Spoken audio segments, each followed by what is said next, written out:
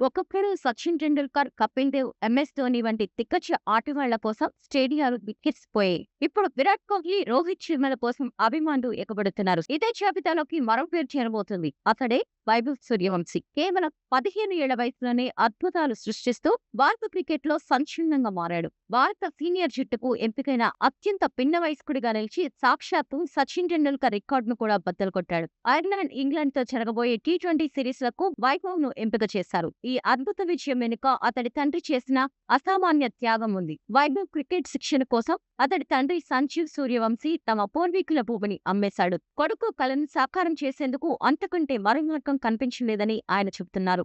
అయితే ఇప్పుడు కొడుకు సాధిస్తున్న విజయాల ముందు ఆ త్యాగం చాలా చిన్నదని గర్వంగా అంటున్నారు. ఇప్పటికే రాజస్థాన్ రాయల్స్ తరపున ఐపీఎల్ కాంట్రాక్ట్ ద్వారా వైభవ్ ఏటా ₹1,10,00,000 సంపాదిస్తున్నారు. ఈ విజయంపై వైభవ్ తండ్రి సంజీవ్ ఆనందం మాటల్లో చెప్పలేనిది. మా కల నిజమైంది. ఇప్పుడు భూమి, డబ్బులకు ఏమాత్రం విలువ లేదు. దేశ విదేశాల్లో మా వాటికి వస్తున్న గౌరవం, గుర్తింపు చూసి మేం చాలా సంతోషంగా ఉన్నాం. నాకు ఎలాంటి పశ్చాత్తాపం లేదు. వైభవ్ సాధిస్తున్నది అన్నిటికంటే చాలా గొప్పది అని ఆయన ఒక జాతీయ మీడియాతో అన్నారు. చిన్నప్పటి నుంచి దేశం కోసం ఆడాలనే కల కోసం వైభవ్ చాలా కష్టపడ్డాడు. ఈ రోజు ఆ అదృష్టం అతడికి దక్కింది అని గర్వంగా తెలిపారు. ఈ వార్త తెలిసినప్పుడు వైభవ్ శ్రీలంకలో ప్రాక్టీస్ చేస్తున్నాడు. నాకు ఫోన్ చేసి నాన్న, నా సెలక్షన్ గురించి ఇప్పుడే తెలిసింది, తర్వాత మాట్లాడతాను అని చెప్పాడు. అక్కడ అందరూ అతడిని అభినందిస్తున్నారు. మేం చాలా సంతోషంగా ఉన్నాం. మా కుటుంబం, మా ఊరు, యావత్తు దేశం ఆనందంగా ఉంది. ఇది మాకు కలలా ఉంది అంటూ సంజయ్ ఉద్వేగంగా చెప్పారు. కొడుకు దేశం తరపున ఆడబోయే ఆ మధుర క్షణాలను ప్రత్యక్షంగా చూసేందుకు వైభవ్ తల్లిదండ్రులు యూకే వెళ్లనున్నారు.